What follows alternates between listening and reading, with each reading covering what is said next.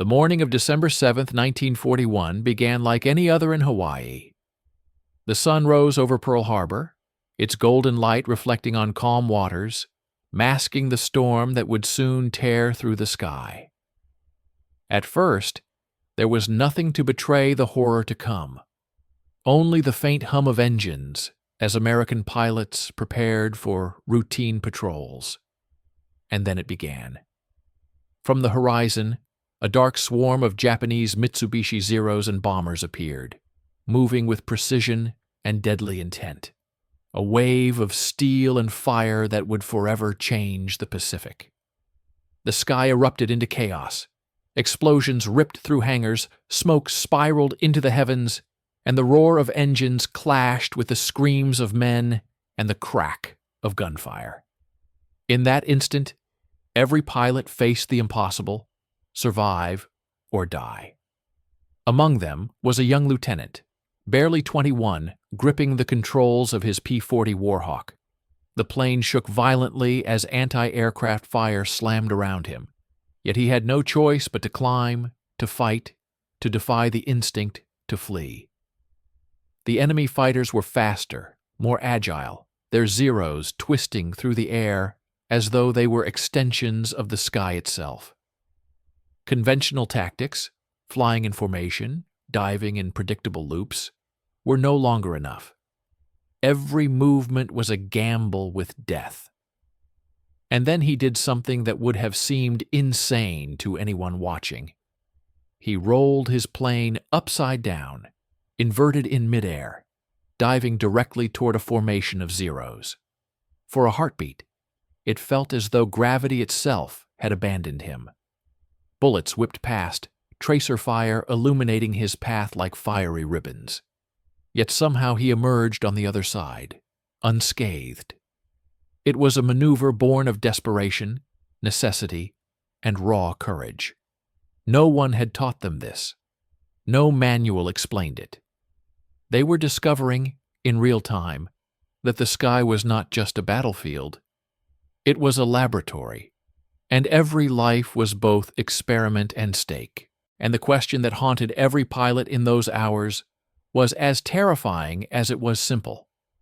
How do you fight an enemy that seems to anticipate every move, that outmatches you in speed and agility, and that can kill you before you even know it is there? As the morning wore on, the pilots learned. They twisted and turned, rolled and dived, inventing maneuvers that looked reckless, but were calculated risks. Their Warhawks were not as nimble as the Zeros, yet ingenuity and audacity became weapons as sharp as any machine gun. One by one, American pilots began to test the limits of what was possible in the air. Flying inverted, diving in impossible angles, using gravity and the enemy's expectations against them, they were rewriting the rules of combat mid-flight. And each success, each narrow escape, ignited a spark of hope amidst the inferno. Pearl Harbor was more than an attack. It was a crucible.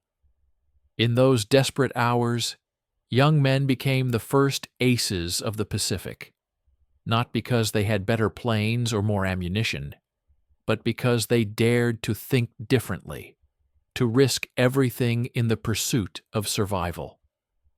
It was a dangerous art, a ballet with death, and the consequences were immediate. Lives were lost, yes, but lessons were learned.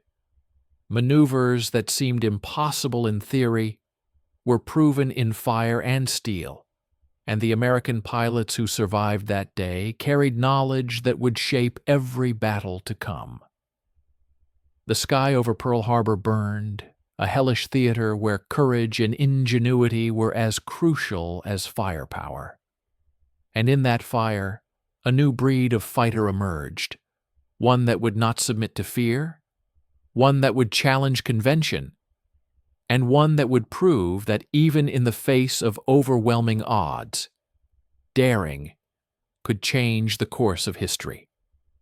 The maneuvers that seemed reckless, the decisions made in split seconds, would not just save lives.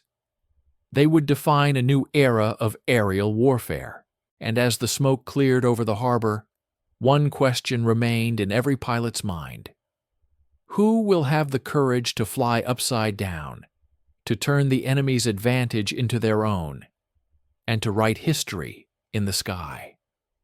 The attack on Pearl Harbor was more than a surprise. It was the opening salvo of a conflict that would engulf the Pacific in fire and steel. As the smoke from the harbor drifted into the morning sky, American pilots and commanders tried to understand what had just happened. The Japanese had struck with precision, using aircraft that were lighter, faster, and far more maneuverable than the planes the United States could deploy in sufficient numbers. The Mitsubishi A6M0, nimble and deadly, became the symbol of a new kind of aerial dominance. In a dogfight, it could outturn any American fighter, climb faster, and respond to the pilot's control as though it were an extension of the man himself. Against such opponents, the sturdy but heavier P-40 Warhawks and F-4F Wildcats of the U.S. Navy were at a severe disadvantage. The skies over the Pacific were no longer just a battleground. They were a test of innovation under pressure. American pilots had been trained in textbook maneuvers, formation flying, high-speed dives, coordinated attacks. These tactics had worked against European planes in simulations, but the realities of the Pacific War quickly shattered that confidence. The Japanese had studied aerial combat meticulously. Their pilots were taught to exploit the weaknesses of their enemies. The slower roll rate of the Warhawks, the tendency of American pilots to follow predictable dive paths, the vulnerability of heavy aircraft in tight turns. Every conventional tactic now carried a deadly price. In the chaos of those first encounters, new leaders began to emerge. Lieutenant George Welch, a young fighter pilot, had survived the initial bombing by sheer instinct, and his observations in the air would soon become invaluable. Lieutenant Kenneth Taylor, another Warhawk pilot, saw the limitations of standard maneuvers and began experimenting with radical ideas even before the battle was over. On the Japanese side, aces like Saburo Sakai had honed the art of aerial combat to perfection, using their Zero's agility to dominate the skies. The contrast was stark: experience and precision versus raw courage and improvisation. The American airmen faced not only a technological challenge, but a psychological one. Watching comrades fall, witnessing the destruction of the base, and realizing that their aircraft were often outmatched, they were forced to question everything they had been taught. Conventional wisdom failed them. What once seemed daring now seemed insufficient. In the mess of fire and smoke, a new kind of thinking began to take shape. Pilots would have to rely on more than their training. They would have to invent new ways of flying, new ways of fighting, and new ways of surviving. Even the machines themselves told a story. The P-40, with its rugged frame and heavy armor, could endure hits that would cripple lighter aircraft, but its agility was limited. The Zero, almost a fragile bird in comparison, could twist, roll, and dive with breathtaking speed. Every engagement became a chess match in the sky, where knowledge, timing, and improvisation were as lethal as machine guns. The balance of power was fragile, and any miscalculation could be fatal. Yet within this imbalance lay opportunity. Pilots who dared to push the limits, who experimented with unconventional maneuvers, could exploit weaknesses that others could not see. This was the stage on which the first aces of Pearl Harbor would rise, not born from superior numbers, not from better planes, but from the courage to challenge the impossible. They began to observe patterns, to study enemy tactics in real time, and to seek openings that no textbook had ever described. Every close call, every narrow escape was a lesson etched into the minds of men who understood that survival demanded ingenuity. And so, amid the wreckage of that fateful morning, a seed of innovation was planted, a seed that would grow into daring maneuvers, upside-down dives, and tactics that would shock both allies and enemies alike. In the air above the Pacific, the rules were changing. The pilots who recognized this first, who understood that conventional approaches were doomed, would become the pioneers of a new era of aerial combat. They were young, untested, and often terrified. But in their fear, they found creativity. In their desperation, they found brilliance. And in the shadow of defeat, they began to plot the maneuvers that would one day turn the tide of battle and define the legends of Pearl Harbor. The first days after the attack were a nightmare etched into every pilot's memory. American forces were reeling, their bases decimated, their planes scattered, and their confidence shaken to the core. For the young men who had survived the initial chaos, the victories were few and the losses staggering. Lieutenant George Welch had downed a Zero in a daring engagement over the harbor, but the triumph was hollow. Around him, colleagues fell, their planes shredded, their bodies lost to the fire and water below. The reality was harsh. The conventional tactics they had trained for, the loops and formations drilled into muscle memory, were failing against an enemy that was faster, more agile, and terrifyingly precise. The pressure was unbearable. Pilots flew missions knowing that the slightest hesitation could mean death. Over Wake Island, American airmen attempted to intercept Japanese bombers only to be shredded by coordinated enemy fighters. Formation flying, once a symbol of strength, became a liability. The Zeros attacked in fluid, unpredictable patterns, and American aircraft, slower in the roll and cumbersome in tight turns, became easy targets. The psychological toll was immense. Fear gripped every cockpit, and with fear came hesitation. A dangerous hesitation, in a sky where split-second decisions determined life or death. Failures piled up. At one engagement near Oahu, a squadron of Wildcats, outnumbered 3-1, attempted a defensive maneuver that ended in disaster. Two planes collided mid-air in a desperate evasive roll, while another was ripped apart by enemy fire before it could recover. The survivors landed trembling, hearts pounding, haunted by the sight of friends gone in an instant.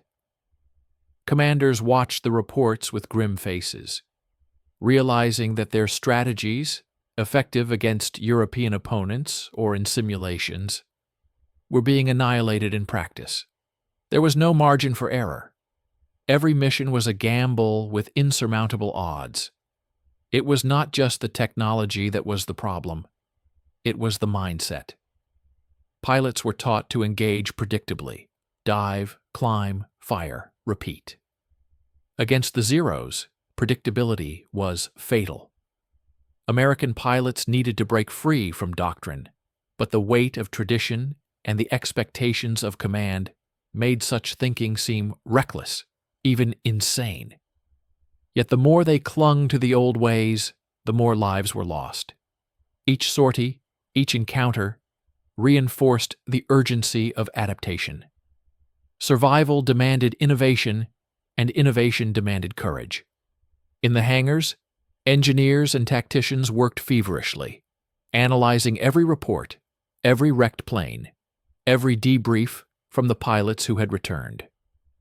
They began to see a pattern. The Zeros were unbeatable in a straight fight, but they had limits. Their lightweight construction, so key to their agility, made them vulnerable in sustained dives. They could outturn, outclimb, outspeed, yet they could not anticipate maneuvers that defied all logic, maneuvers that American pilots had not yet dared to attempt. The solution would require someone to challenge every assumption, to risk everything in a maneuver that might well kill them before it saved them. Among the pilots, whispers began to circulate. Lieutenant Kenneth Taylor suggested a radical idea, one that drew incredulous looks from his comrades. What if they inverted their planes at the last moment? What if, instead of chasing the enemy in predictable loops, they turned gravity itself into a weapon? At first, it sounded like madness. The planes were not built for aerobatics beyond a certain point. The maneuvers could rip wings off, stall engines, or send pilots plunging to their deaths. Yet the alternative was worse. Continuing to fight, as they always had, meant continued losses, and eventually defeat. The pressure built to a fever pitch. Mission after mission, failure after failure, the young pilots realized that the old rules no longer applied. Every flight became a test of courage and creativity. The air was a crucible, burning away hesitation, exposing weakness, and forcing men to confront their mortality. The choice was clear, even if terrifying: innovate or perish. And in that crucible, the first glimmers of a new strategy began to take shape, an idea that seemed impossible, yet offered the only hope of survival.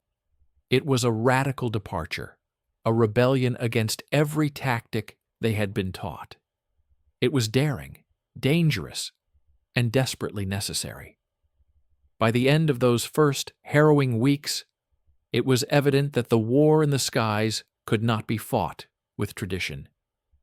The American pilots of Pearl Harbor had reached a dead end, a crisis where every standard tactic had failed, where courage alone was insufficient, and where only the most audacious maneuvers could turn the tide. And so the stage was set for something extraordinary, a breakthrough that would transform aerial combat, a moment when ingenuity would challenge death itself, and a generation of young men would risk everything to rewrite the rules of war. In the midst of chaos and mounting losses, necessity became the mother of invention. The young pilots of Pearl Harbor, battered by the precision of the Japanese Zeros, began to think differently. One of them, Lieutenant Kenneth Taylor, had been studying every encounter, every twist and turn of the enemy fighters. He noticed patterns hidden in the panic of battle.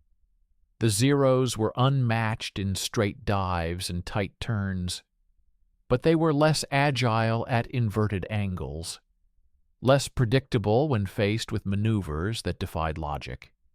It was a revelation born not in a classroom, but in fire, smoke, and the desperate fight for survival. Taylor's idea was simple in concept, but insane in execution. To use gravity against the enemy, to invert the plane at critical moments, to attack from angles that no one expected. He shared it cautiously with his fellow pilots, aware of how close the margin for error was. The first attempts were terrifying. In the skies above Oahu, a small group of warhawks rolled upside down, hearts pounding, engines straining, while bullets stitched the air around them. The sensation was disorienting, the world inverted, the ocean and sky swapping places in a dizzying panorama. Yet in that inversion, the pilots found something extraordinary. The Zeros, trained to anticipate conventional tactics, were momentarily thrown off, giving the Americans a fleeting advantage. The first success was modest but profound. Taylor, flying inverted over a formation of enemy aircraft, managed to line up a shot that would have been impossible under traditional maneuvering. The Zero he targeted was taken by surprise. its pilot unable to predict the angle or the speed of the attack. A burst of machine gun fire, and the enemy plane spiraled downward in flames. Taylor's exhilaration was tempered by fear. One wrong move, and his own Warhawk could have been lost to the same fate. But the principle was proven. Unconventional thinking, daring maneuvers, and the audacity to defy expectation could level the playing field. Word spread quickly. Lieutenant George Welch, inspired by Taylor's success, began experimenting with similar tactics, combining inverted dives with sudden rolls and unpredictable loops. The sky became a laboratory, every sortie a test of human skill and mechanical endurance. Some maneuvers failed spectacularly, with planes stalling or pilots narrowly escaping disaster. But every attempt taught them something vital. The enemy was skilled, but not infallible. Surprise, ingenuity, and the willingness to challenge what was considered safe or sane were becoming the new weapons of the American pilots. The reaction from command was cautious at first. Higher-ups were skeptical. These maneuvers seemed reckless, potentially suicidal.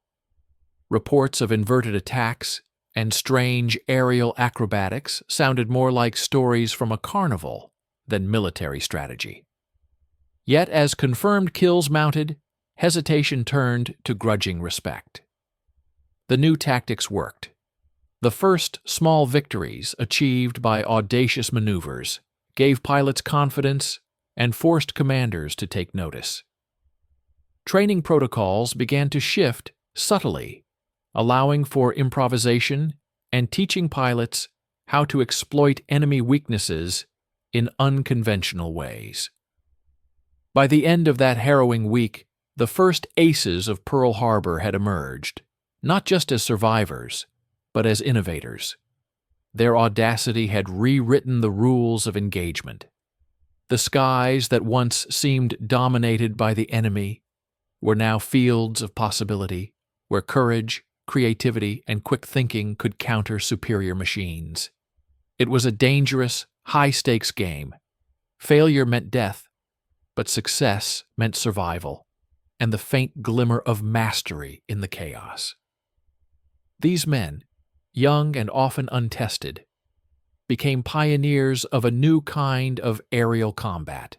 They discovered that inverting a plane, exploiting angles no enemy expected, and embracing risk could turn disaster into advantage.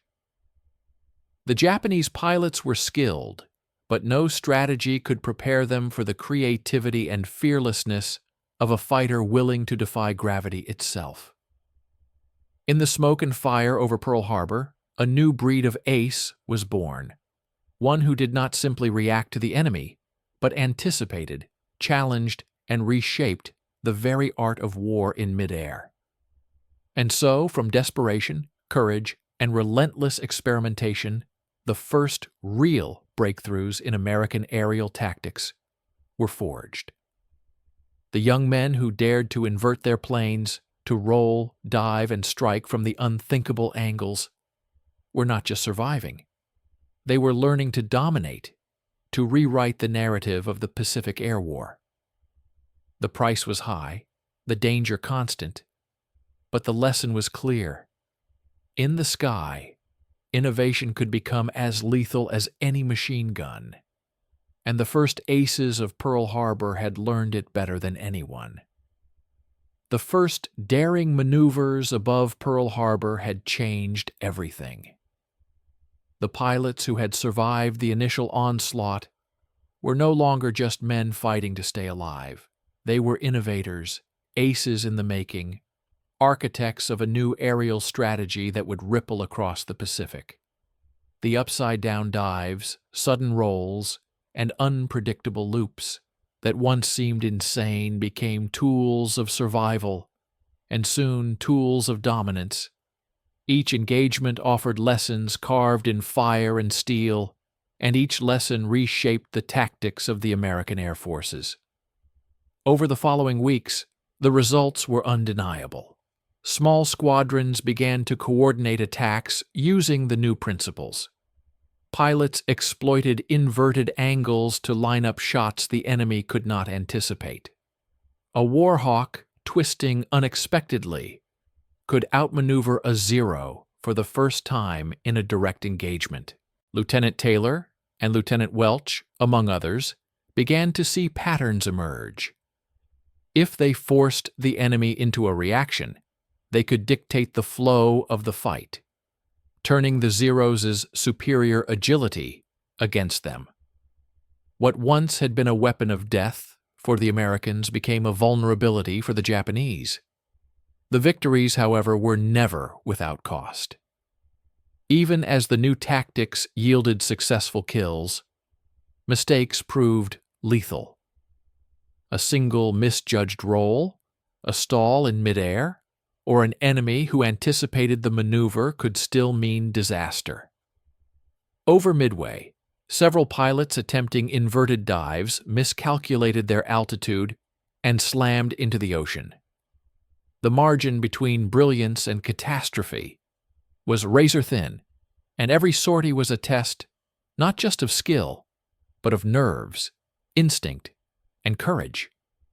The air became a crucible in which only those willing to innovate and take calculated risks survived.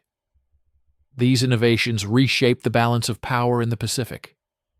Japanese pilots, accustomed to dominating with agility and precision, now faced an enemy that refused to be predictable. Reports filtered back to command. American pilots were improvising in ways that defied conventional doctrine, striking with angles, speed, and audacity that left the enemy scrambling. The psychological impact was profound. Where once fear ruled the skies, confidence began to take hold. American pilots realized they could fight, and sometimes they could win. Each victory built momentum, and the knowledge spread across squadrons like wildfire. Yet adaptation was not one-sided. The Japanese soon noticed the unconventional maneuvers, and counter-strategies began to emerge. Pilots were forced to continuously refine their tactics, inventing variations, combinations, and deceptive feints. Dogfights became even more complex, a deadly chess game in 3 dimensions. The cost of failure remained high, and the skies of the Pacific were unforgiving. Every upside-down roll, every dive, every audacious attack was a gamble with life itself. Despite the dangers, the consequences of these innovations were clear. The first aces of Pearl Harbor were no longer merely survivors. They were pioneers. They taught the Air Forces that ingenuity could offset technological disadvantages, that courage paired with creativity could turn the tide, and that the rules of combat were not fixed, but could be rewritten in the heat of battle. Each maneuver, each successful engagement, was a testament to human adaptability under pressure, a lesson that would resonate throughout the war. By the end of these early campaigns, it was evident that aerial combat had changed forever. American pilots had discovered that survival required more than obedience. It required audacity.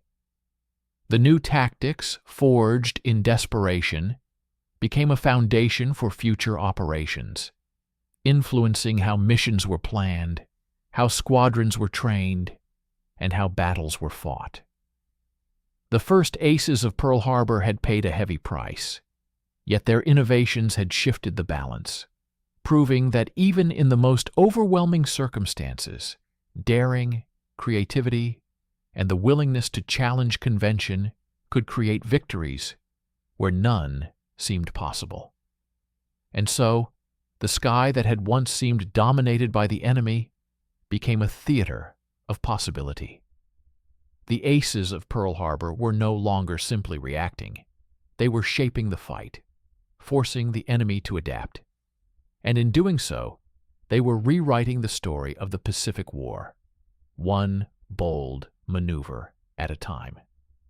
The smoke of battle eventually cleared, leaving behind the echoes of courage, ingenuity, and sacrifice. The pilots who had dared to defy gravity above Pearl Harbor carried with them more than the scars of combat. They carried lessons that would shape the future of aviation and warfare itself. Lieutenant Kenneth Taylor, Lieutenant George Welch, and their comrades became more than mere participants in history. They became architects of a new kind of aerial combat, a testament to the power of human creativity under pressure. Their names, etched into the annals of the Pacific War, represent not just bravery, but the audacity to challenge convention when lives, and perhaps the fate of a nation, hung in the balance.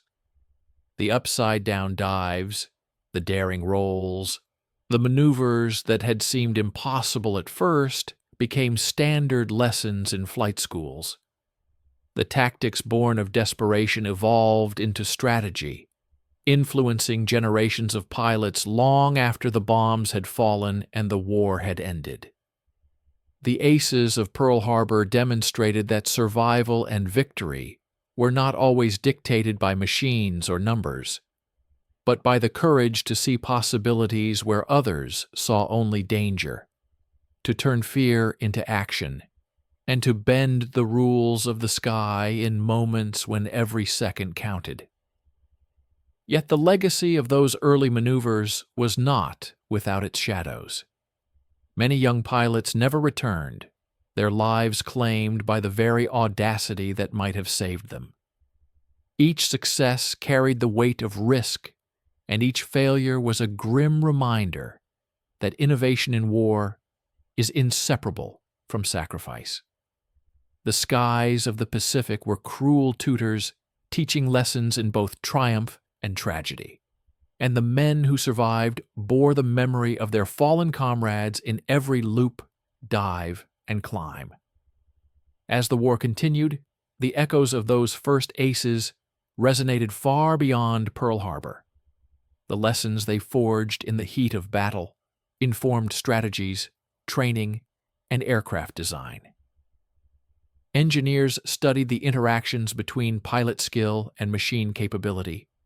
Commanders reevaluated doctrine, and young aviators entering the war were inspired by the stories of men who had faced impossible odds and turned ingenuity into a weapon.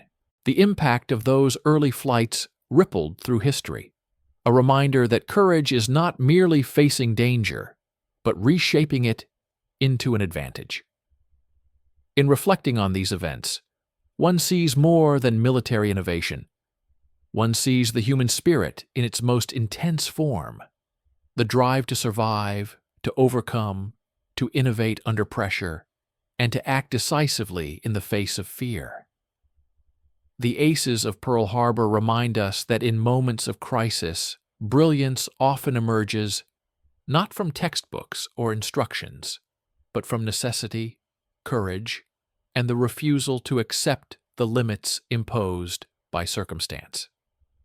And so, as we look back on the skies of December 7th, 1941, and the fires that raged over Pearl Harbor, we understand that history is not just a chronicle of events. It is shaped by those who dare to act differently, who confront the impossible with ingenuity, and who risk everything to change the course of their world. The maneuvers that seemed reckless, the audacious choices made in seconds of desperation, became the legacy of men who flew upside down, not to defy reason, but to redefine it. And in that legacy, we find a truth as enduring as the sky itself.